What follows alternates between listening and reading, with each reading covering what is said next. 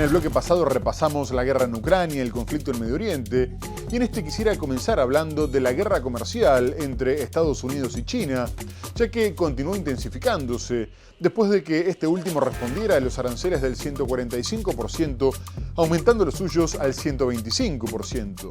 Además, Pekín adelantó que demandaría a Estados Unidos ante la Organización Mundial de Comercio, denunciando que las medidas de Donald Trump violaban sus normas. Esta escalada aumentó la incertidumbre e impactó en el valor del dólar, al tiempo que volvió a provocar la caída de Wall Street, por lo que poco después la vocera de la Casa Blanca, Karoline Leavitt, comunicó que Trump estaba dispuesto a mantener conversaciones con su par chino Xi Jinping, aunque consideró que, como este era muy orgulloso, no sabría cómo comenzar el diálogo. No obstante, Pekín ya dio este paso y le pidió a Washington alcanzar un acuerdo a medio camino para acabar con la guerra comercial, pero exigió que el diálogo fuera respetuoso. A su vez, el mandatario norteamericano continuó improvisando su política comercial y anunció una exención de los aranceles recíprocos globales para celulares, computadoras y otros dispositivos electrónicos, como semiconductores o tarjetas de memoria, ya que varias compañías estadounidenses se verían afectadas. Y poco más tarde, China dijo que era un pequeño paso en la dirección correcta y lo instó a corregir sus errores y suprimir completamente los aranceles recíprocos, retomando el camino del respeto mutuo. Sin embargo, Trump respondió poco después que estos productos no quedaban libres de impuestos y que solo estaban evaluando el arancel específico que tendría el sector, por lo que nadie se iba a librar. China anunció que subirá los aranceles a los productos de Estados Unidos al 125%. Así lo afirmó la Comisión Arancelaria del Consejo de Estado de Pekín en un comunicado, añadiendo que el nuevo gravamen entrará en vigor el sábado. Pekín anunció también que presentará una demanda ante la Organización Mundial del Comercio por la última ronda de aranceles del presidente estadounidense Donald Trump, profundizando aún más la guerra comercial entre las dos mayores economías del mundo. La incertidumbre generada por las políticas de Donald Trump sigue presionando a la baja al dólar, que el viernes tocó su mínimo en más de 3 años frente al euro. La mayoría de las bolsas europeas retrocedían a media jornada. Trump anunció el miércoles una pausa de 90 días en los aranceles que acababa de imponer a 60 socios comerciales, excepto a China. Sin embargo, Washington mantiene aranceles mínimos del 10% y recargos aduaneros del 25% sobre el acero, el aluminio y los automóviles. En cuanto a China, los aranceles sobre sus importaciones ascienden en su totalidad a 145%. La Unión Europea decidió suspender las medidas de represalia preparadas para dar una oportunidad a las negociaciones después de que Trump pausara los llamados aranceles recíprocos. La administración del presidente estadounidense Donald Trump ha anunciado que los teléfonos móviles inteligentes y los ordenadores han quedado excluidos de los aranceles recíprocos globales. La exención también se aplica a los aranceles del 145% impuestos a las importaciones chinas. Y el conflicto entre las potencias continuó escalando. El mandatario chino Xi Jinping les ordenó a las aerolíneas de su país que no aceptaran las entregas del fabricante estadounidense Boeing, cancelando un acuerdo reciente para la compra de poco menos de 200 aviones, ya que tras la imposición de los aranceles, las compañías del país no podrían asumir los costos. La medida provocó la caída de las acciones de Boeing, pero sus ventas a China ya habían caído del 25% en el 2022 al 9% al año siguiente. Poco más tarde, la vocera de la Casa Blanca, Karoline Leavitt, dijo que la pelota estaba en la cancha de China, porque eran ellos los que necesitaban alcanzar un acuerdo con Estados Unidos y no al revés. A su vez, Pekín respondió que no tenía miedo de luchar y agregó que si Washington quería resolver el asunto mediante el diálogo, tendría que poner fin a la presión extrema y dejar de amenazar y chantajear. No obstante, lejos de ceder, Estados Unidos anunció que aumentaría los aranceles a China del 145 al 245% si una investigación de la Secretaría de Comercio detectaba amenazas para la seguridad nacional en la dependencia de las importaciones de minerales críticos, ya que Pekín también restringió el envío de 6 metales pesados esenciales para el sector aeroespacial, los fabricantes de autos, empresas de semiconductores y contratistas militares. La guerra comercial llega justo cuando la economía china se encontraba creciendo por encima de lo esperado, al 5,4%. Los efectos del conflicto todavía no se notan, pero las autoridades chinas no creen que cambie la tendencia. La pelota está en la cancha de China para encontrar un arreglo sobre los aranceles estadounidenses. Así lo afirmó el martes la Casa Blanca en medio de presiones de Pekín, que dejó de recibir las entregas de aviones de Boeing. El presidente ha dejado muy clara su postura sobre China, aunque tengo una declaración adicional que acaba de compartir conmigo en el despacho Oval. La pelota está en la cancha de China. China necesita llegar a un acuerdo con nosotros. Nosotros no tenemos que llegar a un acuerdo con ellos. No hay diferencia entre China y cualquier otro país, salvo que son mucho más grandes. Y China quiere lo que tenemos. Todos los países quieren lo que tenemos. El consumidor estadounidense, o dicho de otro modo, necesita nuestro dinero. La guerra comercial entre las dos mayores economías del mundo lanzada por Trump, con aranceles, ha sacudido los mercados financieros. Pekín, que toma represalias sistemáticamente a los gravámenes estadounidenses, ha optado por mantener la presión. Su contramedida más reciente ha consistido en dejar de aceptar la entrega de aviones fabricados por el constructor estadounidense Boeing. Trump criticó la medida en su red Truth Social. La agencia de noticias Bloomberg, citando fuentes no identificadas, afirmó que China ordenó a sus aerolíneas que dejen de aceptar aviones Boeing. Pekín también parece determinada a atacar a la agricultura estadounidense. El canal australiano ABC afirmó que las exportaciones de carne de vacuno a China han aumentado considerablemente, mientras que los exportadores estadounidenses no han podido renovar sus licencias. Y Trump también comunicó que estaba estudiando aprobar una exención a corto plazo a las compañías automotrices que se estaban viendo muy afectadas, reconociendo que necesitaban tiempo para reemplazar las piezas que se habían fabricado en otros países, aclarando que iban a comenzar a fabricarlas en Estados Unidos. Y mientras tanto, la Unión Europea continúa negociando con Trump, por lo que el comisario de Comercio, Maroš Šefčovič, viajó a Estados Unidos por tercera vez en menos de un mes.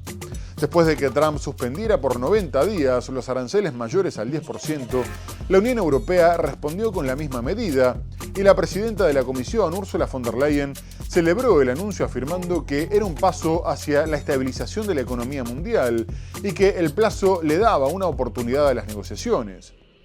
Unas horas antes de que Estados Unidos suspendiera los gravámenes, había aprobado impuestos de hasta el 25% a 1.700 productos norteamericanos y dijo que ya estaban trabajando en diversificar sus socios comerciales. Y quien también está buscando alianzas comerciales es el mandatario chino Xi Jinping, que emprendió una gira por el sudeste asiático que lo llevó a Vietnam, Camboya y Malasia, tres de los países más castigados por los aranceles de Trump, en un intento de presentarse como una alternativa fiable. El mandatario dijo que no había ganadores en las guerras comerciales y llamó a oponerse conjuntamente al acoso unilateral. Además, firmó 45 acuerdos de cooperación con Vietnam, a pesar de que Hanoi se había comprometido a impedir que llegaran productos chinos a Estados Unidos desde su país, a limitar las exportaciones sensibles a Pekín y a aumentar las compras a Estados Unidos sin imponer ningún arancel. El proteccionismo no lleva a ninguna parte. Eso afirmó el lunes el presidente de China, Xi Jinping, al inicio de una gira por el sudeste asiático, calificada por Pekín como de gran importancia para la región.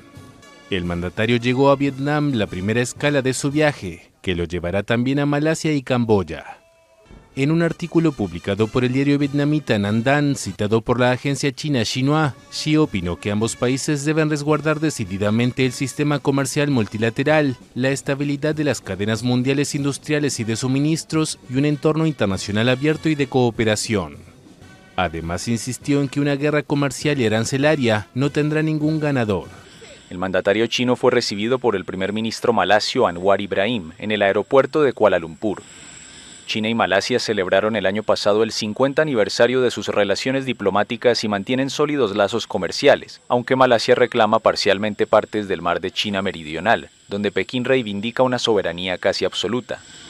Xi tiene previsto asistir el miércoles a un banquete de Estado antes de mantener conversaciones con Anwar en la capital administrativa, Putrajaya. Está prevista la firma de varios acuerdos bilaterales, según indicó la Cancillería Malasia. Con esta gira, Xi intenta promocionar a China como una alternativa estable a Estados Unidos en medio de la guerra comercial lanzada por Trump. En plena guerra comercial con Washington, China anunció el lunes que sus exportaciones se dispararon 12,4% interanual en marzo, superando las expectativas. Sin embargo, la Administración General de Aduanas de China indicó que las importaciones en el mismo periodo cayeron 4,3%. Pero más allá de la guerra comercial, Donald Trump está generando una gran polémica al atacar a las universidades, acusándolas de promover el antisemitismo al permitir manifestaciones pro-palestinas y condenas a Israel.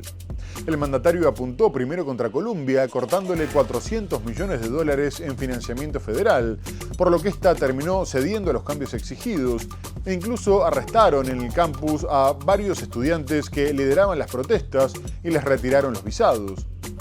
No obstante, la que no se dio fue Harvard, después de que el gobierno la instara a aprobar una protección especial a los estudiantes judíos, a poner fin a los programas de diversidad, tanto en los procesos de admisión como de contratación, a denunciar a los estudiantes hostiles a los valores estadounidenses, a garantizar que cada departamento académico tuviera diversidad de puntos de vista y a contratar personal externo, aprobado por el gobierno, para revisar contenido que podría llegar a ser antisemita.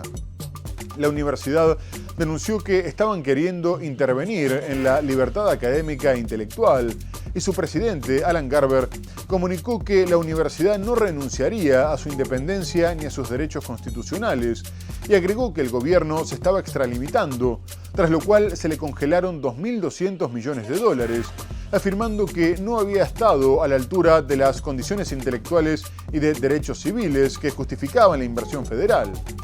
A su vez, el gobierno amenazó a otras 60 universidades y advirtió que eliminaría las ventajas fiscales de Harvard, grabándola como una entidad política si seguía promoviendo una enfermedad inspirada en el terrorismo. Son las protestas a favor de Palestina y contra la guerra de Gaza esta pasada primavera en la prestigiosa Universidad de Harvard. Movilizaciones y acampadas en los campus por los que el gobierno de Trump acusa de antisemita a la comunidad universitaria. Por eso, entre otros motivos, tuvo que dimitir la entonces presidenta del centro a principios de este año. Ahora, la Casa Blanca ha mandado una carta a Harvard en la que pide una protección especial a sus estudiantes judíos o poner fin a sus programas de diversidad. Pero ellos se han negado a estas exigencias y el gobierno ha respondido congelando $2.200 millones con los que subvencionaban a la universidad. La institución les acusa de querer controlarles y de invadir su libertad de expresión y cátedra. Ningún gobierno debería dictar qué podemos enseñar ni a quién debemos admitir o contratar, lamenta su presidente.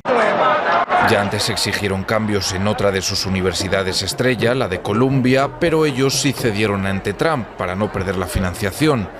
Y precisamente a este estudiante de la Universidad de Columbia le han detenido en las últimas horas por liderar las protestas pro-palestinas del pasado año. Sabíamos que era un objetivo del gobierno, comenta un amigo suyo. Es la guerra de Trump contra las universidades. Ha desmantelado el Departamento de Educación, ha retirado visados a alumnos críticos con Israel y ha querido controlar qué se enseña y qué no, de la misma forma que ha vetado el acceso a ciertos periodistas a la sala de prensa de la Casa Blanca o al Air Force One. Un control de los discursos, apuntan sus críticos, con una deriva peligrosamente autoritaria.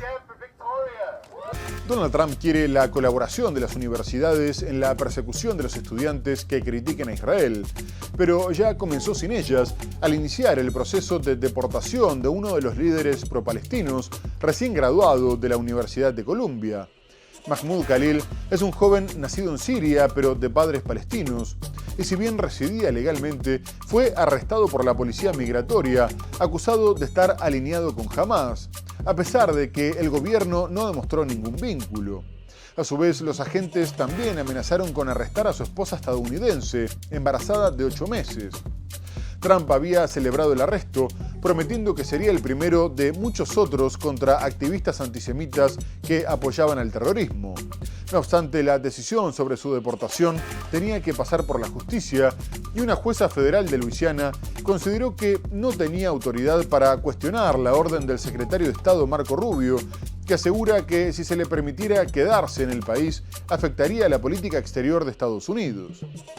A su vez, la jueza le dio a Khalil hasta el 23 de abril para que apelara el fallo y de lo contrario ordenaría su deportación a Siria o Argelia, mientras varias organizaciones denunciaron el ataque a las libertades públicas, al derecho al disenso y a la libertad de expresión, destacando que solo protestaba contra la guerra. Pero como prometió Trump, este caso no sería el único, y unas horas después del fallo, los agentes migratorios detuvieron a Mohsen Magdawi, un estudiante palestino de la misma universidad y que también tenía residencia permanente. Posteriormente, su abogada dijo que solo lo castigaban por contar las atrocidades que había vivido en Palestina. Mahmoud Khalil, un líder de protestas estudiantiles pro-palestinas detenido por el gobierno de Donald Trump, puede ser deportado. Así lo dictaminó el viernes el juez adjunto de inmigración Jamie Comins. Afirmó que el gobierno cumplió con su obligación de demostrar que tenía motivos para deportar a Khalil, según una declaración de su abogado. Los partidarios denunciaron la medida como un intento de silenciar las críticas a la ocupación palestina en una conferencia de prensa celebrada tras el fallo en Jena, Luisiana. Hoy un juez de inmigración dictaminó que Mahmoud puede ser deportado de este país, a pesar de que el gobierno no logró demostrar que Mahmoud quebrantó alguna ley. El tribunal ha decidido que los residentes permanentes legales pueden tener su estatus revocado por la defensa de Palestina. Esta es una violación flagrante de la primera enmienda y un precedente peligroso para cualquiera que crea en la libertad de expresión y la expresión política. El juez Comins había ordenado al gobierno que explicara detalladamente su caso contra Khalil. El secretario de Estado estadounidense Marco Rubio insistió en que el activismo de Khalil podría perjudicar la política exterior de Washington. Sin embargo, se negó a argumentar formalmente que el estudiante palestino nacido en Argelia estuviera alineado con Hamas, como informaron funcionarios a la prensa. El presidente estadounidense Donald Trump acusa a este movimiento estudiantil de antisemitismo. Defensores de las libertades fundamentales consideran que su detención y la de otros estudiantes atentan contra la libertad de expresión. En otro orden, Donald Trump recibió en la Casa Blanca a su par salvadoreño, Nayib Bukele, su principal aliado regional, sobre todo en cuestiones migratorias, ya que aceptó que el presidente norteamericano enviara presos a la mayor cárcel de su país. Y los mandatarios generaron polémica al negarse a cumplir con la orden de la Corte Suprema de Estados Unidos, que pidió facilitar la repatriación de Kilmer Ábrego García, un salvadoreño de 29 años que vivía en Estados Unidos en calidad de refugiado, ya que un juez había prohibido su deportación por considerar que su vida correría peligro en su país. Y sin embargo, la administración de Trump lo expulsó en los primeros vuelos. Posteriormente, el gobierno reconoció que había sido un error, pero aseguró que se trataba de un pandillero y que tenía derecho de deportarlo, aunque no aportó ninguna prueba de su acusación. A su vez, la fiscal general Pam Bondi y el asesor Stephen Miller dijeron que la Corte había ordenado facilitar y no efectuar la repatriación, y que en otras oportunidades había negado la posibilidad de que las Cortes inferiores decidieran sobre asuntos de política exterior. De cualquier forma, Bukele afirmó que no pensaba enviar a Estados Unidos a un terrorista, y Trump aprovechó para reiterar su intención de también enviar a El Salvador a criminales estadounidenses, afirmando que algunos eran tan malos como los migrantes, aunque se advierte que violaría la Constitución. La Corte también había exigido que se respetara el derecho al debido proceso de los inmigrantes, permitiéndoles recurrir sus órdenes de deportación, por lo que se les tenía que informar de antemano, aunque Trump continuó con las expulsiones. Una reunión distendida. El presidente de Estados Unidos, Donald Trump, recibió el lunes a su homólogo de El Salvador, Nayib Bukele, a quien agradeció por haber encarcelado a cientos de migrantes deportados por Washington. El republicano no ocultó su deseo de expulsar a más personas hacia el país centroamericano, incluyendo a estadounidenses. Tantos como sea posible, y acabo de preguntarle al presidente sobre este enorme complejo carcelario que construyó. Le dije, ¿puedes construir más, por favor? Bukele, quien se mostró muy contento y con muchas ganas de ayudar, le dijo a Trump que tiene que liberar a 350 millones de estadounidenses de los delincuentes, pero que para ello debe encarcelar a algunos. Ambos mandatarios en guerra contra las pandillas estuvieron de acuerdo sobre el destino del migrante salvadoreño Kilmar Ábrego García, deportado por error según reconoce la administración estadounidense. La justicia de Estados Unidos pide que el gobierno facilite traerlo de vuelta, pero la Casa Blanca discrepa y el presidente salvadoreño descartó tomar la iniciativa. ¿Cómo puedo enviarlo de vuelta a Estados Unidos? ¿Como si lo hiciera entrar clandestinamente en Estados Unidos? Por supuesto que no voy a hacerlo. La pregunta es absurda. ¿Cómo puedo meter a un terrorista de contrabando a Estados Unidos? No tengo el poder de enviarlo de vuelta a Estados Unidos. El gobierno de Trump ha enviado a cientos de migrantes en situación irregular, sobre todo venezolanos, a una megacárcel de alta seguridad salvadoreña, invocando la ley de enemigos extranjeros de 1798, que hasta entonces solo se había usado en tiempos de guerra. Los acusa sin pruebas de formar parte de pandillas. Por otra parte, Panamá continúa cediendo ante Estados Unidos en medio de las amenazas de Donald Trump de recuperar el control del canal, y unos días después de asegurar que no aceptaría recibir bases militares norteamericanas, el presidente José Raúl Mulino firmó un acuerdo que le permite a Estados Unidos desplegar militares en áreas de acceso y adyacentes al canal. El mandatario aseguró que no se instalarían bases, pero estaría poniendo a disposición las suyas, ya que Estados Unidos podría utilizar instalaciones y áreas autorizadas, entre las que figuran 2 bases aeronavales y un aeropuerto, para entrenamiento, ejercicios y otras actividades. El acuerdo estará vigente por 3 años prorrogables y aclara que, si bien las instalaciones seguirán siendo del Estado panameño, su uso será conjunto. Poco más tarde, el secretario de Defensa norteamericano, Pete Hegseth, le comunicó a Trump que estaban recuperando el canal y acabando con la influencia de China en la zona, mientras que Mulino aclaró desde Perú que había conseguido pequeñas victorias, como evitar incluir términos como presencia militar permanente, bases militares y cesión de territorio, contando que había tenido que devolver 4 versiones del tratado entregadas por la Secretaría de Defensa de Estados Unidos.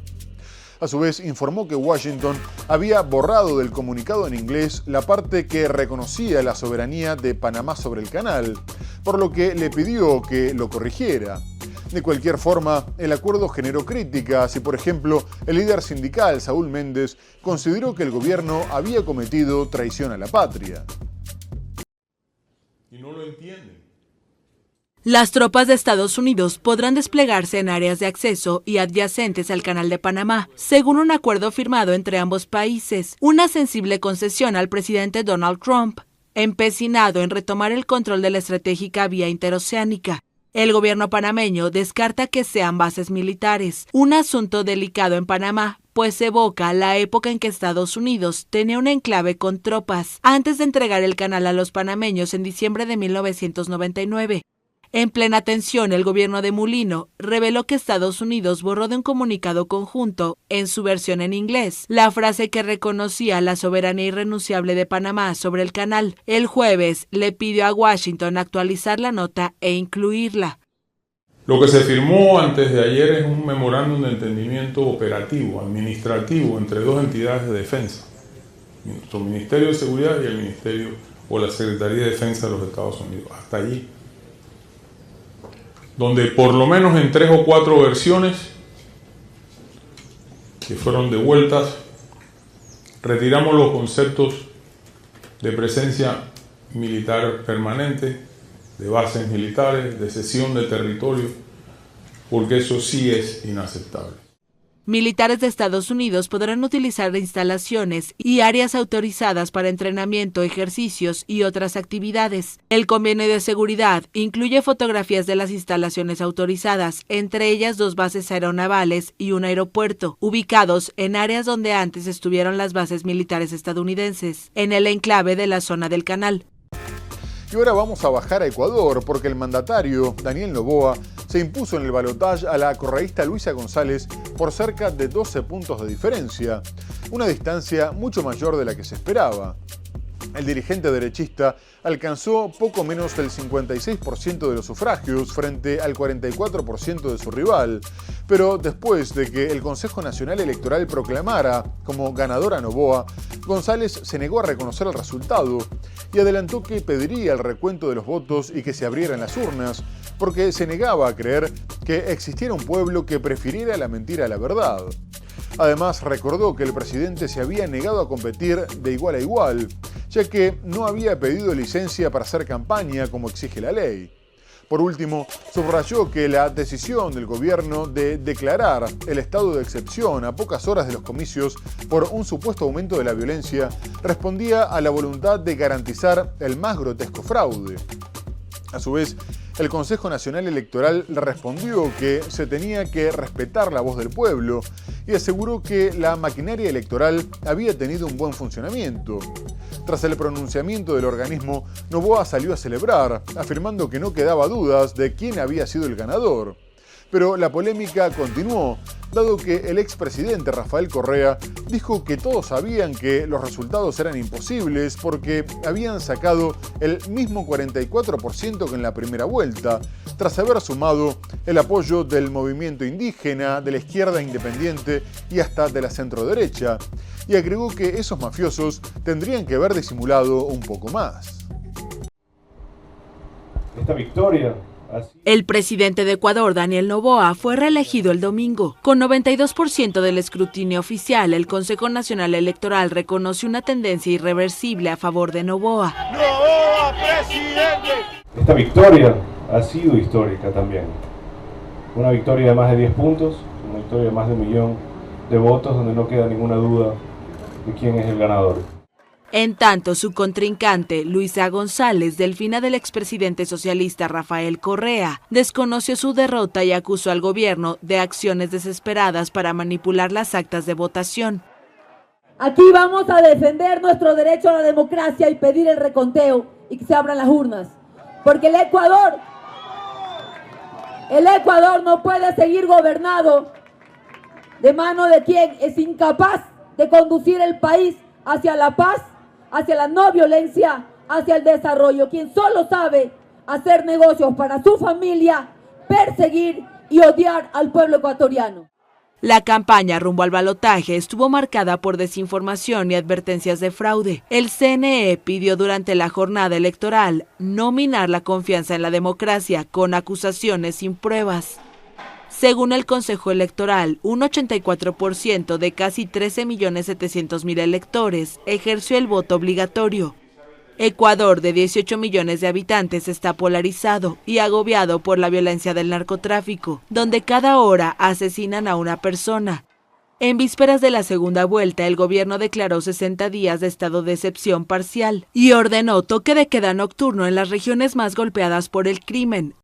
Y la polémica por la denuncia de la oposición ecuatoriana terminó siendo internacional, ya que el presidente venezolano Nicolás Maduro calificó lo sucedido como un fraude horroroso y agregó que pretendían imponer por la fuerza una hegemonía política para llevar a cabo un proyecto colonialista y dominar política, económica y militarmente a una nación. A su vez, destacó que con su guerra comercial, Estados Unidos pretendía esclavizar y colonizar a las economías del mundo entero. Poco más tarde, el Consejo Nacional Electoral respondió que si Maduro declaraba que hubo fraude, significaba que estaban haciendo bien las cosas y agregó que lo grave hubiera sido que los felicitara. A su vez, la mandataria mexicana Claudia Sheinbaum evitó reconocer el triunfo de Noboa y comunicó que, como la candidata de la oposición no reconocía el resultado, prefería esperar al conteo final. México rompió sus relaciones diplomáticas después de que Ecuador invadiera su embajada en Quito para arrestar al ex vicepresidente Jorge Glass, que se encontraba en calidad de asilado. Y Sheinbaum había adelantado que restablecería las relaciones si ganaba González. Por su parte, Donald Trump le dio un fuerte respaldo a Noboa, ya que, además de felicitarlo, aseguró que sería un gran líder y que no iba a defraudar al maravilloso pueblo ecuatoriano. Noboa será otro aliado incondicional del mandatario norteamericano y pretende instalar bases militares de Estados Unidos en su territorio para combatir al narcotráfico de forma conjunta. Asimismo, los observadores de la Unión Europea descartaron la posibilidad de fraude, sosteniendo que todo había transcurrido con absoluta normalidad y que no había ningún elemento para sospechar. Esta victoria ha sido histórica también. Donald Trump felicitó el lunes a Daniel Noboa por su reelección como presidente de Ecuador. El mandatario estadounidense calificó a su homólogo sudamericano como un gran líder que no defraudará al maravilloso pueblo ecuatoriano. Noboa triunfó el domingo en el balotaje ante su rival izquierdista Luisa González, quien denunció fraude y se mantendrá en el poder hasta 2029. El presidente, que prometió seguir combatiendo con mano dura a los cárteles que desangran al país, pidió a Trump apoyo militar en la lucha contra el narcotráfico durante un encuentro entre ambos hace 2 semanas. Según Noboa, su par estadounidense dijo que va a revisar la solicitud de Ecuador de incluir en la lista de terroristas a las bandas locales con nexos internacionales. Recientemente, el mandatario ecuatoriano planteó al Congreso que se elimine de la Constitución la prohibición de establecer bases militares extranjeras.